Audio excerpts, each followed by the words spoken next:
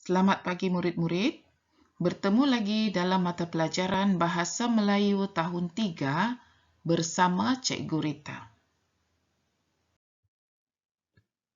Standard kandungan untuk pelajaran hari ini ialah menghasilkan penulisan.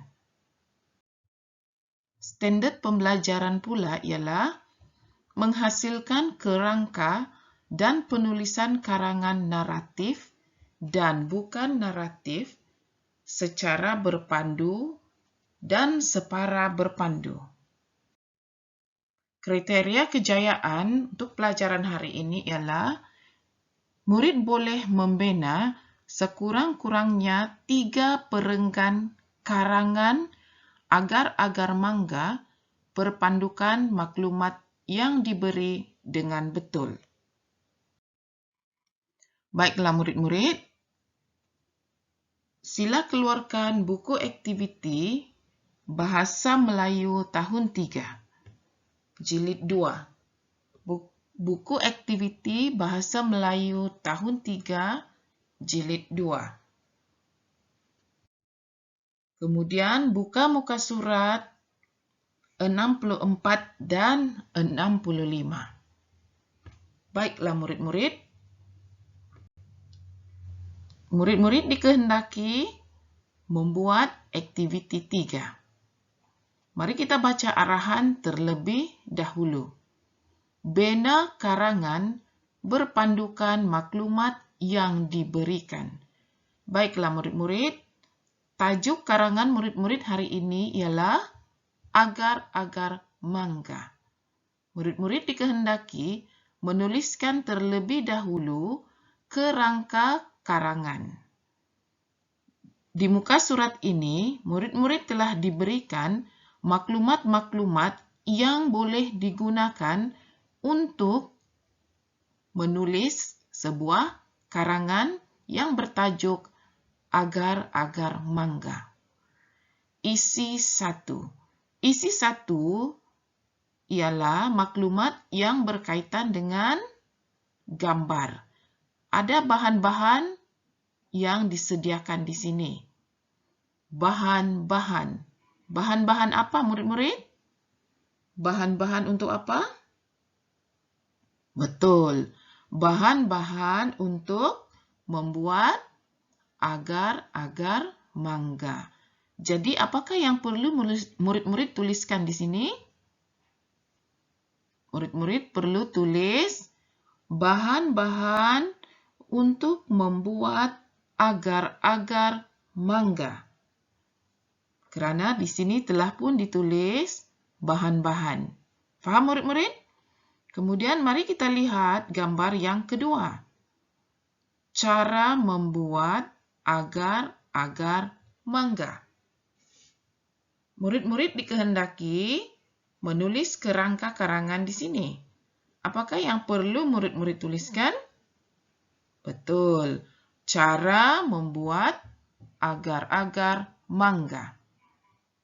Bagaimana dengan gambar yang ketiga? Isi 3. Apakah yang perlu murid-murid tuliskan? Perhatikan gambar. Di sini tidak diberikan apa-apa di bahagian atas. Hanya ada gambar dan maklumat. Mari kita baca maklumat terlebih dahulu. Masukkan susu cair dan potong buah mangga. Kacau rata. Tuang ke dalam acuan atau loyang. Sejukkan. Sedia dihidangkan. Jadi, berdasarkan maklumat ini, apakah yang dinyatakan di dalam gambar ini, murid-murid? Coba fikirkan. Betul. Cara penyediaan agar-agar mangga. Baiklah, setelah murid-murid selesai menulis isi penting di sini ataupun kerangka karangan murid-murid, sekarang pergi ke muka surat seterusnya.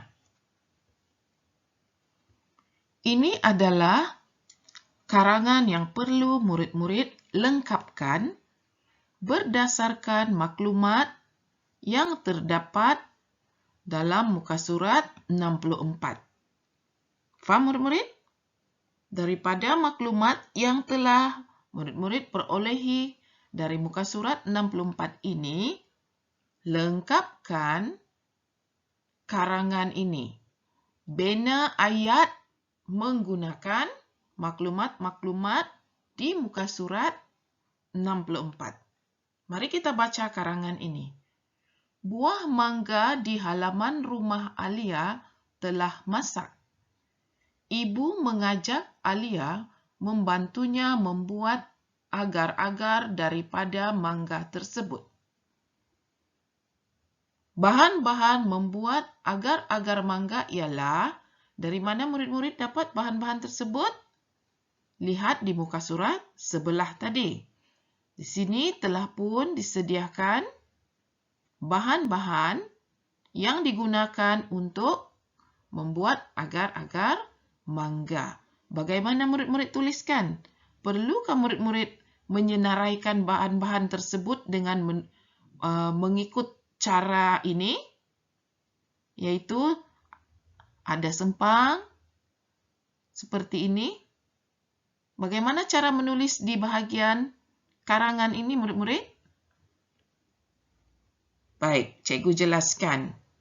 Apabila murid-murid menyalin semula bahan-bahan ini, murid-murid perlu menulisnya dalam bentuk ayat. Bahan-bahan membuat agar-agar mangga ialah, tulis dalam bentuk ayat ya murid-murid, ambil semula maklumat ini. 10 gram serbuk agar-agar, 10 gram serbuk agar-agar, 4 cawan air, 1 cawan gula, 1 tin susu cair, dan 2 biji mangga yang dipotong dadu. Paham murid-murid cara menulisnya? Tulis dalam bentuk ayat. Setiap isi ini mewakili satu perenggan. Paham murid-murid? Kita pergi ke perenggan yang kedua. Lihat, ini adalah perenggan kedua, yaitu isi yang kedua. Cara membuat agar-agar mangga ialah, kemudian murid-murid pergi ke muka surat 64 tadi, gunakan maklumat ini untuk membina karangan murid-murid. Tuliskan di perenggan yang kedua. Bina ayat. Faham murid-murid? Bina ayat yang lengkap. Tulis di perenggan yang kedua. Baiklah, kita lihat pula perenggan yang ketiga. Ini berkaitan apa tadi murid-murid? Apakah kerangka di bahagian ini? Isi dalam kerangka ini? Isi yang ketiga apa tadi? Murid-murid masih ingat apa yang cikgu sebutkan tadi? Bagus. Cara penyediaan agar-agar mangga. Kemudian tulis di sini, cara penyediaan agar-agar mangga ialah, kemudian murid-murid gunakan maklumat yang telah disediakan pada gambar di muka surat 64. Faham murid-murid? Bagus. Apabila siap, pastikan murid-murid menghantar tugasan murid-murid ke Google Classroom. Jangan lupa ya murid-murid, di permulaan ayat murid-murid mesti menggunakan huruf besar. Selepas nokta, murid-murid juga perlu menggunakan huruf besar untuk huruf yang pertama. Paham murid-murid? Baiklah, itu saja untuk hari ini murid-murid. Selamat belajar.